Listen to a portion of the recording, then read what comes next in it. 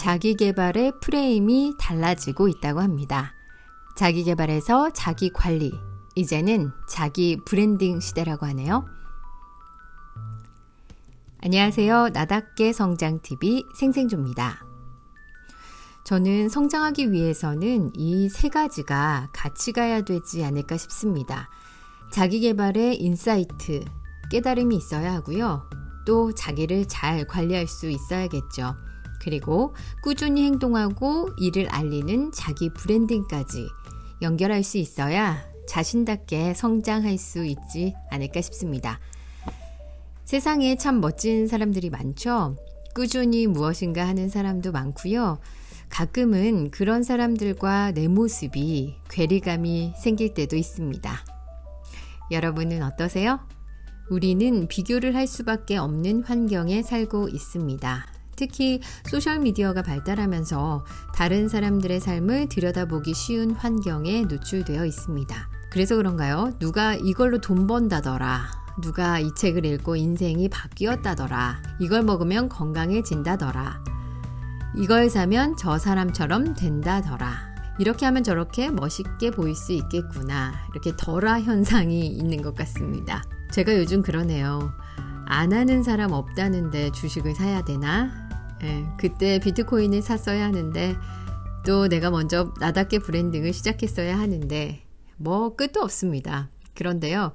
결국 다 그때 하지 못한 것에 대해 후회를 하고 바뀌지 않는 것에 대해 감정과 에너지를 낭비하고 있는 거죠. 뮬러 라이어의 착시 현상입니다. 사실은 똑같은 선인데요.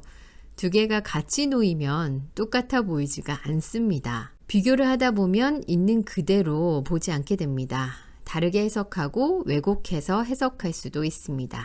우리는 왜 타인과의 비교를 통해서 가끔은 이렇게 부정적인 영향을 받는 것일까요? 최진석 철학가님은 자신을 타인과 비교하고 우울함에 빠지는 것은 자기가 자신에게 원하는 것이 분명하지 않아서라고 합니다. 내가 원하는 것이 분명히 있어야 타인과 비교를 해도 우울하지 않고 건강한 나로 존재할 수 있다는 겁니다. 그러기 위해서는 남과 비교하지 말고 자기 자신과 비교를 해야 한다고 합니다. 이런 말 많이 들어보셨죠? 최진석 철학가님의 말씀처럼 비교를 하려면 나 자신과 해라. 과거의 나와 비교해라. 또 미래의 나와 비교해라. 이런 말도 있습니다. 결국에는 과거, 현재, 미래의 나 자신과 비교하라고 합니다. 비교는 가끔은 스스로를 평가절하하고 성장할 가능성을 없애버리기도 합니다. 잠이 못 들게 하기도 하고 또 건강을 해칠 정도로 삶에 부정적 영향을 주기도 합니다. 그런데요, 남들과 비교하는 것이 나쁜 일일까요? 문득 그런 생각이 들었습니다. 사회학자 페스팅거에 따르면 인간은 사회적 비교를 통해 생존하는 데 도움을 받는다고 합니다. 모방하면서 삶에 유용한 정보를 얻기도 합니다. 또 사회적 비교를 통해서 자신과 타인의 공통점, 차이점을 발견하고 소속감, 유대감, 안정감, 사랑 등의 정서적 만족을 얻습니다. 어떻게 보면 비교를 하려는 것은 인간의 본능일지도 모르겠네요. 그럼 비교는 언제 할까요? 사회비교 이론에 따르면 자신의 정체성이 모호할 때 비교를 한다고 합니다. 특히 청소년 시기에 남들과 비교하는 성향이 강하다고 하는데요. 사실 청소년 시기에만 그런 건 아닌 것 같아요. 성인도 마찬가지 아닐까요? 나만 타인과 비교하는 것이 아니라 나의 자녀를 다른 사람의 자녀와 비교하기도 하고 배우자를 또 남과 비교하기도 하죠. 직장에서도 마찬가지인 것 같습니다. 다른 동료와 비교하기도 하고 사실 이 비교가 긍정적일 때보다는 부정적인 방향일 때가 좀 많아 보입니다. 앞에서 살펴본 바와 같이 사회 비교 이론에 따라서 자신의 능력과 의견을 타인과 비교를 하고 정보를 얻기도 하고 정서를 공유한다는 점에서는 사실 이익이 있습니다. 롤 모델 있으세요? 롤 모델이 있는 경우도 그렇습니다. 이상적인 롤 모델을 정하고 좋은 점을 본받으려고 하는 것도 정보를 얻고 영감을 받게 되죠. 현재 나의 모습과 롤모델의 삶을 비교해야 이상적인 모습을 향해서 노력할 수 있습니다. 맞아요. 적당한 비교는 목표 달성이나 도전에 의욕을 주기도 합니다. 저는 아침에 일찍 일어나려는 목표를 가지고 있는데요. 다른 사람들이 잘 해나가는 모습을 보면 자극을 받고 또 더 아침 시간을 알차게 보내고 싶은 마음이 생깁니다. 꼭 롤모델이 아니어도 함께 하면서 좋은 것을 배우고 내 것으로 소화하기도 하죠. 그리고 또 아침에 함께 이 아침을 여는 사람들과의 정서적인 교류를 통해서 소속감, 뿌듯함, 그런 것도 있습니다. 좋은 습관은 한번 도전해보게 되기도 하고요. 비교가 되는 세상에 살고 있다면 조금 더 지혜롭고 나답게 성장하는 데 초점을 맞춰서 비교를 하면 어떨까요? 그 기준은 내가 되어야겠죠. 결국은 나에게 도움이 되는 방향으로 비교하기입니다. 너무 당연한 말이죠. 우리가 물건을 살 때 무엇을 먹을 때도 우리는 비교를 하죠. 근데 기준이 있어요. 식사를 할 때도 가성비를 따질 때가 있고 종류를 기준으로 선택할 때가 있죠. 아니면 어떤 음식이 빨리 먹을 수 있을까? 이것도 시간의 기준으로 볼 때 기준이 될 수 있겠습니다. 최근에 TV를 구입하려고 제품을 알아보고 있습니다. 저는 TV를 그렇게 중요한 물건으로 생각하지 않기 때문에 기본 기능에 싼 제품을 위주로 봅니다. 그런데 남편은 달라요. TV는 중요한 물건입니다. 그래서 기준이 명확합니다. 비교를 합니다. 화질, 기능, 음질, 사양, 업스케일링 유무, 추가 구성품, 가격, 여러 가지를 꼼꼼하게 비교합니다. 이것이 바로 정보를 얻기 위해서겠죠. 발품을 팔고 시간을 들여야 제대로 비교를 할 수 있습니다. 자신과 남을 비교하는 것도 마찬가지 아닐까 싶습니다. 자신에게 중요한 것은 비교를 더하게 되겠죠.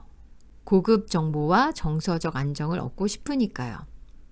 결국에는 비교는 나에게 도움이 되는 방향으로 해야 합니다. 어떤 정보를 얻기를 원하는가? 그 정보를 통해서 나는 어떤 도움을 받기를 원하는가? 타인의 시선이나 타인의 관점에 지배당하지 않기 위해서는 나에게 도움이 되는 방향으로 비교를 해야 합니다. 저는 비교 상황을 통제하기도 하고 통제 못하기도 하거든요. 그렇지만 적어도 도움이 되는 쪽으로 비교를 하려고 노력하고 있습니다. 제가 며칠 전에 온라인 모임을 하게 되었는데요. 한 10분 정도가 있었는데 저를 포함해서 강사가 3명이 있는 거예요. 사실 강사 모임도 아닌데 보통 그럴 경우는 거의 없거든요. 그런데 또 제 안에서 그 2명과 비교를 하기 시작했습니다. 당연히 비교가 될 수 있죠. 와, 어리구나, 경력이 더 많구나, 예쁘구나, 애기도 없어서 더 본인에게 집중하겠구나, 강의 자신감이 엄청나구나, 돈도 많이 버는구나, 등등등 끝도 없습니다.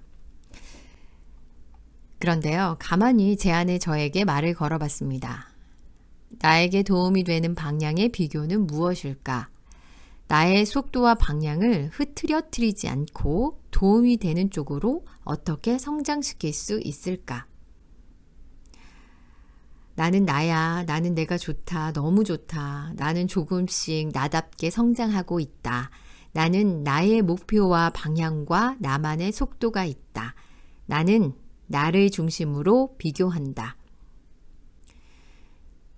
이렇게 한번 되뇌어 봤습니다. 아마 제가 아침마다 일기를 쓰지 않으면 몰랐겠죠? 계속 타인 기준으로 비교하고 우울해했겠죠. 그런데 이제는 저를 조금씩은 믿어가고 있습니다. 이게 최진석 철학가님과 패스팅거 사회학자님이 말하는 원하는 것의 명확함, 정체성인 것 같습니다. 그러니까 제게 있는 것들이 보이기 시작했고요. 그들에게 없는 내 것에 초점을 맞추게 되더라고요. 그 평온함, 고요함, 확고함 이런 것들이 느껴졌습니다. 그리고 그들과 함께 성장할 방법을 생각해 보게 되고 함께 도움이 되는 방법을 고민해 보게 됩니다. 또 그들에게 배울 것도 많더라고요. 그래서 꼭 경쟁할 필요는 없다. 함께 성장시키고 확장시켜 나가자. 이렇게 결론이 났습니다. 결국은 내가 내 자신을 믿고 신뢰한다면 타인과의 비교를 통해서도 절대 무너지지 않을 겁니다. 그 기준을 세워야 합니다. 나에게 도움이 되는 방향으로, 나만의 속도로, 나만의 목표로요. 내가 무엇을 얻기 위해 비교를 하고 있는가? 이것에 더 집중해 보시기 바랍니다. 비교를 통해서도 나답게 성장할 수 있습니다. 작지만 분명한 희망, 나답게 성장TV. 끝까지 시청해 주신 여러분 고맙습니다.